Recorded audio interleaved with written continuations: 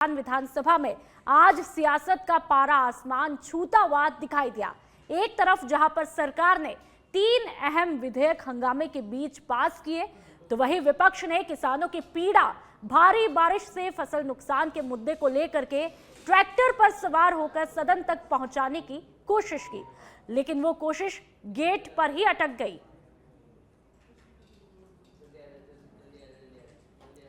तो आज सत्र का तीसरा दिन भी काफी हंगामेदार रहता है, जहां पर आज खास तौर पर फसल खराबे का मुद्दा विधानसभा में गूंजता हुआ दिखाई देता है और इसे लेकर के नेता प्रतिपक्ष यानी कि टीकाराम जूली समेत कई कांग्रेसी विधायक ट्रैक्टर लेकर के सदन के अंदर पहुंचने की कोशिश करते हैं, लेकिन गनीमत ये रही कि उन्हें दरवाजे पर ही रोक लिया जाता है।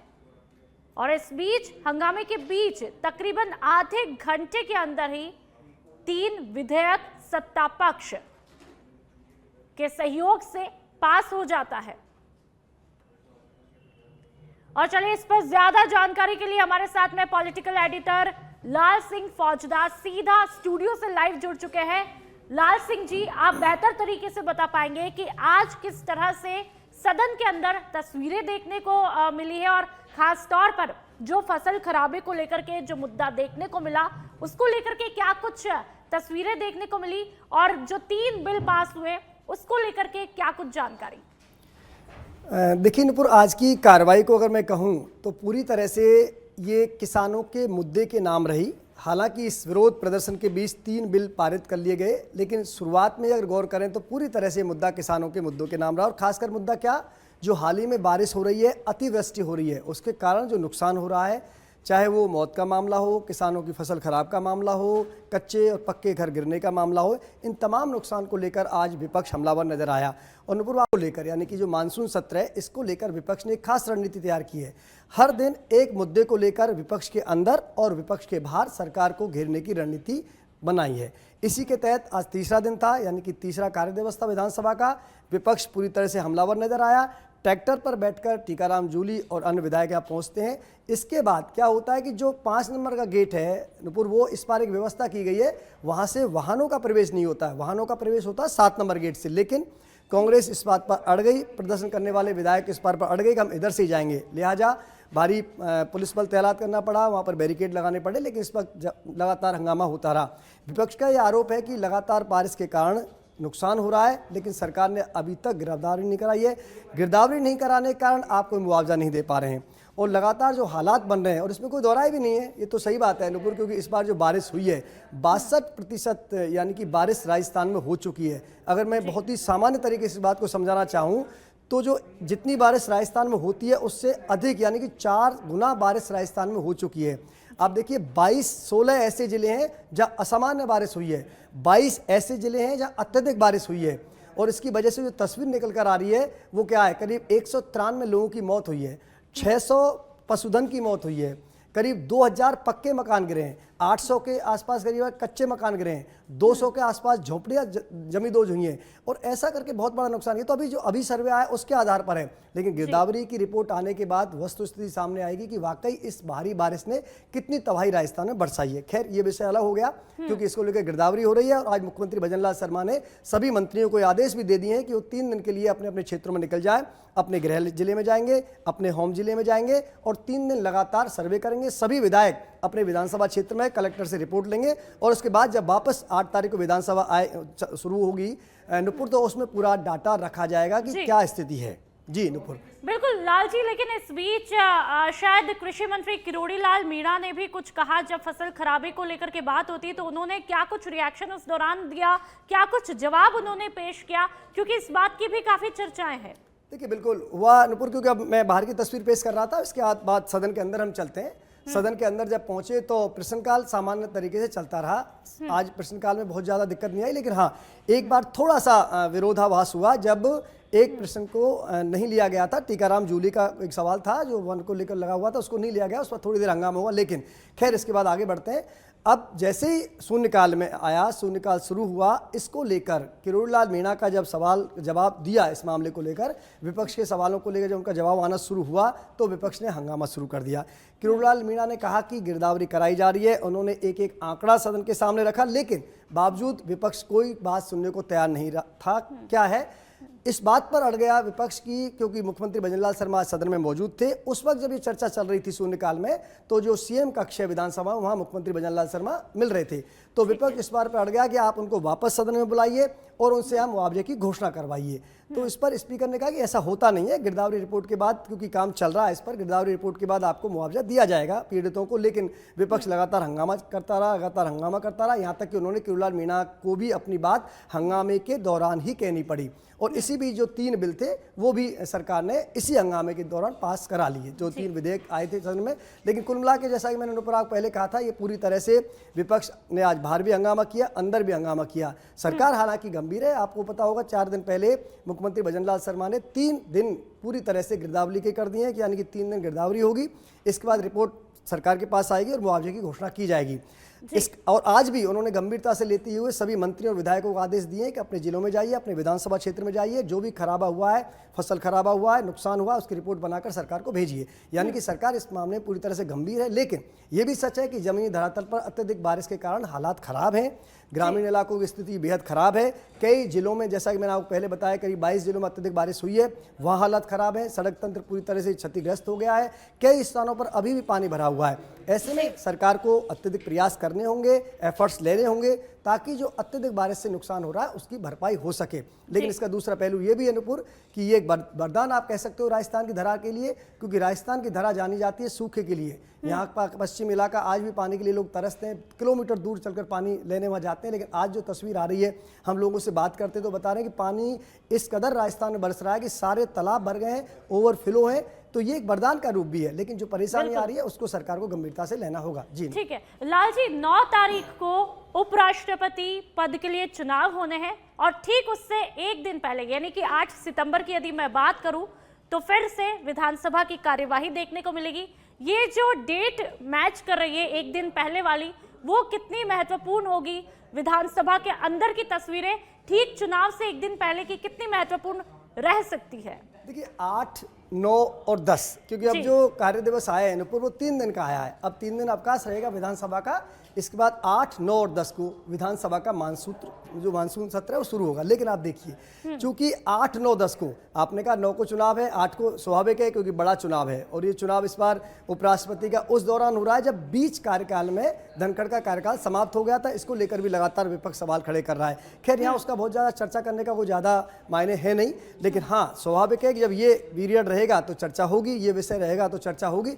लेकिन इंपॉर्टेंट क्यों है? क्योंकि 9 तारीख को जो धर्मांतरण का बिल राजस्थान सरकार लाने जा रही है वो बहुत अहम बिल है। इसको लेकर लगातार अभी से विपक्ष हमले की तैयारी कर रहा है और ये बिल काफ़ी महत्वपूर्ण होगा, क्योंकि जो लगातार आपको, क्योंकि इसको यूँ समझो अनुपुर, क्योंकि बीजेपी का जो एजेंडा रहा है, या मैं कहूँ बीजेपी जिस रास्ते पर चलती है उसके लिए काफ़ी मायने रखता है। लगातार लव जिहाद का विषय उठाना, जबरन धर्मांतरण का विषय जो सामने आ रहे हैं, उसको लेकर ये जो बिल आएगा उस दिन काफ़ी महत्वपूर्ण रहेगा। पूरे प्रदेश की निगाह इस पर टिकी रहेंगी। अब उस दिन देखना ये होगा कि बिल को लेकर विपक्ष क्या रुख अपनाता है और बिल किस रूप में सामने आता है। क्योंकि अभी जब कैबिनेट की मीटिंग के बाद जब प्रेस ब्रीफ हुई थी नुपुर, तो इसमें साफ साफ बताया कम से कम 7 साल की सजा, अधिकतम उम्र कैद की सजा, अधिकतम 50 लाख तक का जुर्माना।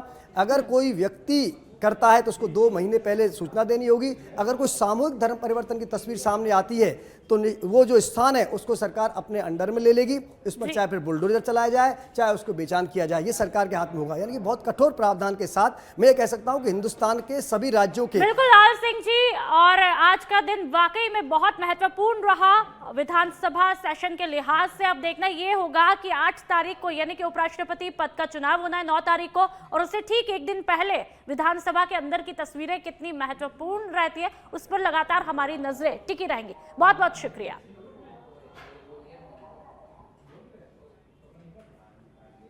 और चलिए बढ़ते आगे जयपुर से खबर, जहां पर विधानसभा में नहीं जाने के सवाल पर पीसीसी चीफ यानी कि गोविंद सिंह डोटासरा ने अपनी चुप्पी तोड़ दी है। विधानसभा स्पीकर को लेकर के डोटासरा ने बड़ा बयान दे डाला है और कहा कि हम विधायक दल की बैठक बुलाकर जल्द स्पीकर के खिलाफ यानी कि वासुदेव देवनानी के खिलाफ अविश्वास प्रस्ताव लेकर के आएंगे, क्योंकि स्पीकर विपक्ष की आवाज को दबाने का काम कर रहे हैं। ये तमाम बातें गोविंद सिंह डोटासरा कहते हैं और कहते हैं जो उनकी अनुपस्थिति को लेकर के लगातार सवाल उठ रहे हैं उस पर भी वो अपनी बात रखते हैं और कहते हैं कि विधानसभा स्पीकर संवैधानिक पद पर है लेकिन पद को तार तार कर रहे हैं, बीजेपी के दबाव में आकर के सत्ता पक्ष को बचाने का काम कर रहे हैं। ये तमाम आरोप पीसीसी चीफ गोविंद सिंह डोटासरा विधानसभा स्पीकर यानी कि वासुदेव देवनानी पर लगाते हुए दिखाई देते हैं।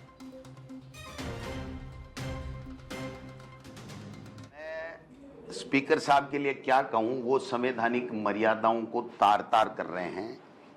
वो अपनी जिम्मेदारी जो उस स्पीकर के पोस्ट की होती है उसको निभाने में कोताहीता बरत रहे हैं और मुझे लगता है कि पार्टी इस बात के ऊपर गंभीरता के साथ में जब बजट सत्र आएगा तो विचार करेगी कि क्यों नहीं इनके खिलाफ अविश्वास प्रस्ताव ले जाए कि ये पारदर्शिता के साथ में काम नहीं करके प्रतिपक्ष की आवाज को दबाना चाहते हैं और सत्ता पक्ष को जिम्मेदारियों के सवालों का उत्तर देने से बचाना चाहते हैं। इस पे भी बात हम लोग विचार करेंगे गंभीरता के।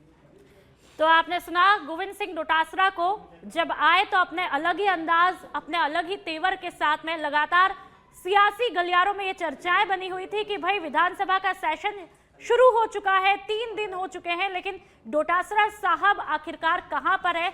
जिन विधायकों को निलंबित किया गया वो तो भाई पहुंच रहे हैं, लेकिन उनमें से गोविंद सिंह डोटासरा की जब बात आती है उनकी नाराजगी उनकी तलखियां अभी तक क्या दूर नहीं होती है। तो इस पर आखिरकार एक इंतजार खत्म होता है और उनका स्टेटमेंट आता है, रिएक्शन आता है और सीधा मुखर होकर के वो स्पीकर के बारे में ही बात करते हैं यानी कि वासुदेव देवनानी के लिए अविश्वास प्रस्ताव की बात करते हैं। इस स्टेटमेंट से ये साफ तौर पर जाहिर होता है कि जख्म कहीं ना कहीं अभी भी डोटासरा साहब के जिंदा है और उसी को लेकर के अभी तक विधानसभा नहीं पहुंचते हैं, जहां पर पूरा कांग्रेसी कुनबा विधानसभा के अंदर है, सदन के अंदर है, फसल खराबे का मुद्दा उठा रहा है, कई तमाम मुद्दे इससे पहले भी उठाए, लेकिन डोटासरा साहब की गैर मौजूदगी उसमें साफ तौर पर दिखाई देती है।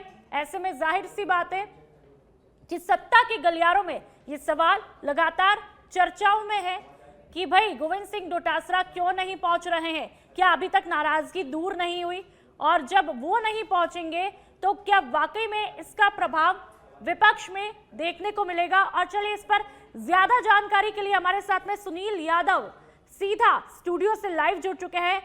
सुनील, जब हम तस्वीरें लगातार विधानसभा सेशन के अंदर की देखते हैं तो लगातार पिछले 3 दिनों से ये सवाल है कि डोटासरा साहब कहां पर है, आखिरकार क्या उनकी नाराजगी दूर हुई नहीं दूर हुई, लेकिन आज वो जिस तरह से एक अलग ही तेवर में बहुत ही तीखे तल्ख अंदाज में देखने को मिलते हैं, साफ तौर पर नाराजगी स्पीकर साहब को लेकर के दिखाई देती है। और क्या कुछ उन्होंने कहा वो तफसील से बताइए।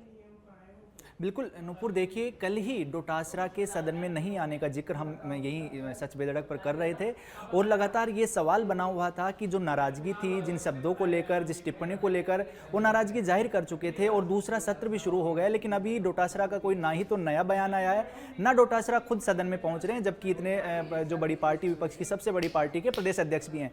लेकिन आज जिस तरह से मीडिया के सामने डोटासरा ने चुप्पी तोड़ते हुए जो अपनी नाराजगी है, जो अपना गुस्सा है वो सामने लाया और साफ तौर पर सीधा सीधा जो आरोप है राजस्थान विधानसभा के स्पीकर वासुदेव देवनानी पर लगाया, और जिसमें सबसे बड़ा जो आरोप है डोटासरा ने यही लगाया कि जो विपक्ष के साथ सदन में न्याय नहीं हो रहा है और जो स्पीकर हैं सदन में पक्षपात कर रहे हैं, विपक्ष की आवाज को दबाने का काम कर रहे हैं, विपक्ष के जो तमाम सदस्य हैं उनको नहीं सुन रहे, बल्कि सत्ता के दबाव में आकर उनकी आवाज को दबाने की कोशिश की जा रही है, उनको संरक्षण दे रहे हैं, जो सत्ता के जो विधायक या मंत्री हैं उनको संरक्षण दिया जा रहा है। तमाम तरह के आरोप लगाते हुए सबसे बड़ा जो बयान यही दिया कि अब बेहद जल्द यानी अगला जो भी सेशन आएगा उसमें स्पीकर के खिलाफ अविश्वास प्रस्ताव लेकर हम लोग लाएंगे। इसको लेकर पार्टी की मीटिंग बुलाई जाएगी और मीटिंग के बाद एक पूरे जो प्रॉपर तरीके से विधानसभा स्पीकर के खिलाफ अविश्वास प्रस्ताव लेकर आएंगे। अब नुपुर, सबसे बड़ी बात यही है कि इस तरह से, चूंकि राजनीति में इस तरह की बयानबाजी टिप्पणियां होते रहती हैं, लेकिन सीधा तौर पर और उनको भुला भी दिया जाता है जब पूरा एक सत्र गुजर गया हो। अब वापस से इस तरह की तलखे बढ़ाना और सीधे सीधे विधानसभा स्पीकर पर आरोप लगाना, ये राजनीतिक शुचिता के लिए ठीक नहीं है, क्योंकि बिल्कुल सुनील, यदि ऐसा ही रहता है तो ये देखना होगा कि विधानसभा के सदन के अंदर की अगली तस्वीरें 8 तारीख को क्या कुछ रहती है। यदि स्पीकर के खिलाफ अविश्वास प्रस्ताव आता है तो क्या कुछ इंपैक्ट देखने को मिलेगा। बहुत बहुत शुक्रिया तमाम जानकारी के लिए। और चलिए बढ़ते आगे, पब्लिक ट्रांसपोर्ट पर सुनील यादव की एक्सक्लूसिव रिपोर्ट आपको बताएंगे। ऐसे तो जयपुर की पब्लिक ट्रांसपोर्ट व्यवस्था पटरी से उतरती जाएगी। राजधानी को चाहिए 1000 लो फ्लोर बसें, लेकिन सड़क पर दौड़ रही महज 190। फिलहाल 70 बड़ी बसें कंटम है और 30 मिनी बसें मार्च 2026 तक कबाड़ हो जाएगी। अभी 200 बसों का फ्लीट है, जबकि 2013 में 400 बसें थी, तब जनसंख्या कम थी और अब आबादी बढ़ने पर भी बसें घटती गई, जबकि बसों की संख्या दोगुनी होनी चाहिए थी। हालांकि 300 सीएनजी बसों की खरीद प्रक्रिया के बाद हालात सुधरने की उम्मीद भी जगी थी, लेकिन टेंडर जांच के लिए बनी कमेटी ने टेंडर निरस्त करने की सिफारिश दी, जिससे शहरी परिवहन को बड़ा झटका लगा और पब्लिक ट्रांसपोर्ट पर अब दबाव भी बढ़ेगा। सरकार ने हालांकि नवंबर तक 150 इलेक्ट्रिक बसें लाने का वादा किया था और इसके लिए अजमेर रोड, दिल्ली रोड और टोंक रोड पर चार्जिंग स्टेशन की जमीन चिन्हित की गई, लेकिन अभी तक इन नई इलेक्ट्रिक बसों की खरीद प्रक्रिया नहीं पकड़ पाई है। तो दूसरी तरफ ये इलेक्ट्रिक बसें मिल जाएंगी तो भी शहरी परिवहन हालात बहुत ठीक ज्यादा नहीं होने वाले। वजह जनसंख्या के मुकाबले 500 से ज्यादा नई बसें यदि मिलती है तो ही बात बन पाएगी।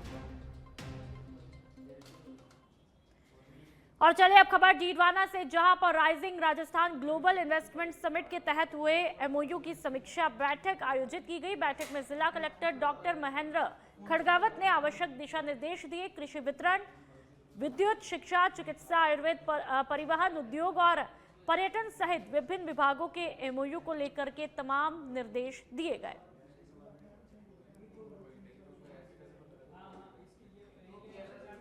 और चलिए बढ़ते आगे, कोटा के सांगोत में मोई कला सीनियर स्कूल में हंगामा होने पर कक्षाओं को जमींदोज करने की टेंडर प्रक्रिया निरस्त करनी पड़ी। दरअसल पिपलोदी स्कूल हादसे के बाद में मोई कला स्कूल के पुराने भवन की कक्षाओं को जमींदोज करने के लिए जिला कलेक्टर की तरफ से आदेश जारी किए थे। भवन को गिराने के लिए 3 सितंबर सुबह 11 बजे तक निविदाएं लेनी थी, लेकिन स्कूल प्रिंसिपल ने समय अवधि के बाद भी निविदा प्राप्त कर ली, जबकि बाकी बची 3 निविदाओं को खोला जाना था।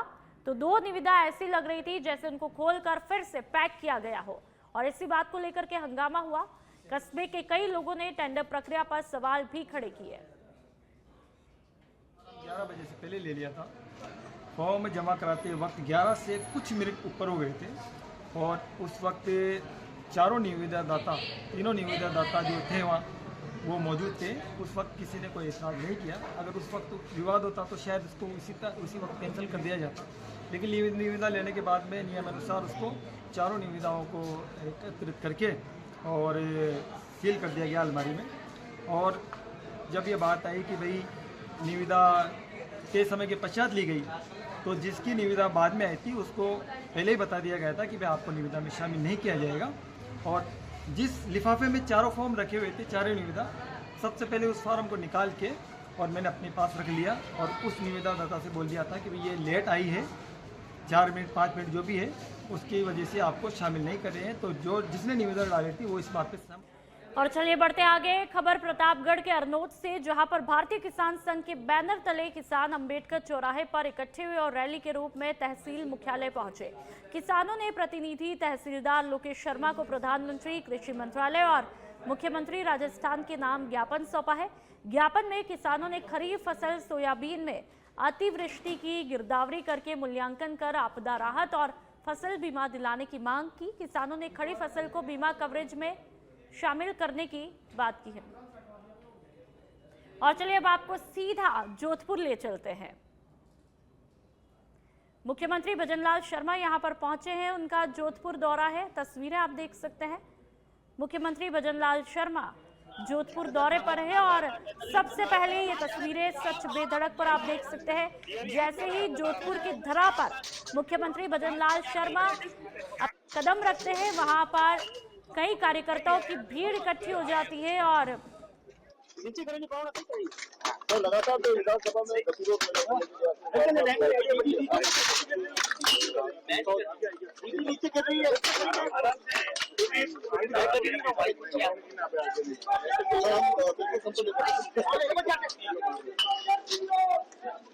ऐसा है इतना जो काम है बहुत सब तो विधानसभा हमें बताओ आप विधायक कार्यकर्ता जनता के मुद्दों को उठाने के लिए, जनता के मुद्दों को समाधान करने के लिए,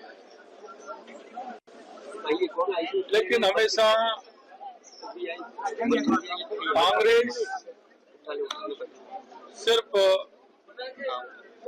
वोट की राजनीति करती है। कांग्रेस ने कभी भी किसान, मजदूर, युवा, महिला जो वास्तविकता में मुद्दे उठाने चाहिए वो मुद्दे नहीं उठाते। वो सस्ती लोकप्रियता के चक्कर में रहते हैं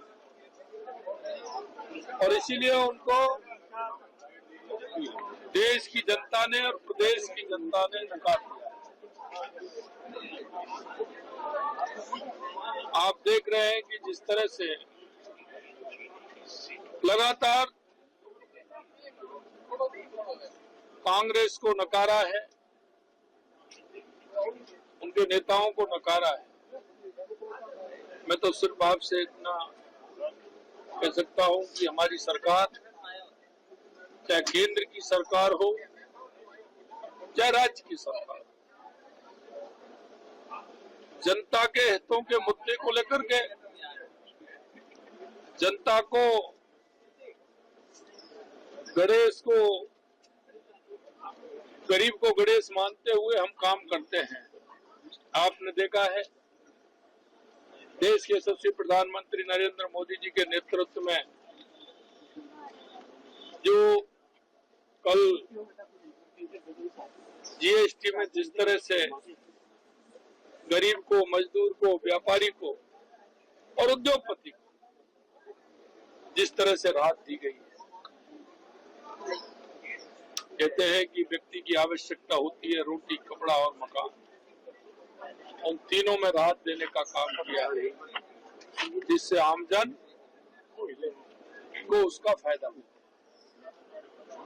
अभी आप देख रहे हैं राजस्थान के अंदर बंसीवाले की कृपा है, अच्छी बारिश हो रही है, किसान खुश है, लेकिन अतिवृष्टि जहां हुई है, हमने आज सभी हमारे मंत्री, विधायक, हमारे सभी सचिव, जो प्रभारी सचिव हैं, उनको निर्देशित किया है कि आप 2 दिन मंत्री हमारे प्रभार क्षेत्र में रहेंगे, विधायक हमारे अपने अपने क्षेत्रों में रहेंगे, प्रभारी सचिव जिस जिले के प्रभारी हैं वो वहां रहेंगे, जनता के जो अतिवृष्टि के काम है उनको संकलित करेंगे। हमने एडवांस में ही जिलों में पैसा दिया हुआ है, हमारे पास अतिवृष्टि की रिपोर्ट आने लग गई है और हमने स्वीकृति भी जारी कर दी है। और जब वो लौट करके आएंगे और हमारे सभी कलेक्टरों को निर्देशित किया है, निश्चित रूप से हमारी सरकार किसान, गरीब, मजदूर, जिनके मन में जो विश्वास है उस विश्वास के आधार पर काम करते हुए उन सभी का हम सहयोग करेंगे और उनको अतिवृष्टि जो हुई है निश्चित रूप से उनको मुआवजा देंगे। मैं कांग्रेस के लोगों से भी कहना चाहता हूं कि उनको भी जाना चाहिए, क्योंकि वो भी जनप्रतिनिधि हैं, लेकिन कांग्रेस के लोग जनता के बीच में जाते नहीं है। सिर्फ उनका काम पखेड़ा करना होता है, लेकिन ये प्रदेश की जनता, देश की जनता देख रही है। और मैं इतना ही कहूंगा आपसे कि आपके माध्यम से राजस्थान की जनता को अतिवृष्टि से कोई भी परेशानी हुई है, हमारी सरकार तत्परता से उस काम को पूरा करेगी। यही मैं आपसे कहना चाहता हूँ। सर, जीएसटी आप सभी को बहुत अच्छा फैसला आया, जीएसटी का फैसला जो आया है उसको आप किस रूप में देखते हैं सर? देखिए, मैंने कहा है, अभी आप शायद पीछे थे, मैंने कहा है कि देश के यशस्वी प्रधानमंत्री नरेंद्र मोदी जी ने जो गरीब व्यक्ति की आवश्यकता होती है, एक व्यापारी की आवश्यकता होती है, एक मिडिल क्लास की आवश्यकता होती है और उद्योगपति की आवश्यकता होती है, उन सभी का ध्यान रखते हुए इस जीएसटी में माननीय प्रधानमंत्री जी ने जो फैसला किया है, ये ऐतिहासिक फैसला है और जो सबसे बड़ी आवश्यकता रोटी, कपड़ा और मकान की होती है, उसमें राहत देने का काम किया है। धर्म परिवर्तन करेंगे सर? ये तो आप देखते जाइए आगे आगे होता है क्या। सर, पूर्व की सरकार के पेपर लीक प्रकरण और भर्तियों पर भी कार्रवाई होगी, जिस तरह से ऐसा ही भर्ती पर देखिए, मैं आपसे एक बात कहना चाहता हूँ, इनके जो कर्म थे वो आप सभी को दिख रहा है और मैं ये कह सकता हूँ कि 15 दिसंबर को हमने शपथ ली, 16 दिसंबर को एसआईटी गठित की और हमने राजस्थान की जनता से कहा था कि हम इनको छोड़ने वाले नहीं हैं। अब ये कहते हैं मगरमच्छ धीरे धीरे बढ़ रहे हैं कि नहीं बढ़ रहे हैं। जो विश्वास पात्र पीएसओ था, लंबे समय से जो उनके साथ रहता था, क्या देखा वहां तक पुलिस पहुंच रही है। किसका हाथ है इसमें? कौन हो सकते हैं ऐसे लोग? क्या कर सकते हैं वो? मैं यही कहना चाहता हूं। अभी देखिए, हम छोड़ने वाले नहीं है, किसी कीमत पर बख्शने वाले नहीं है, लेकिन भी हो हमारी जारी रहेगी और ऐसे लोगों का नकाब हटाया जाएगा और उन कितना भी बड़ा कोई व्यक्ति हो उसको निश्चित रूप से उसका दंड। कानून व्यवस्था पर सवाल उठाए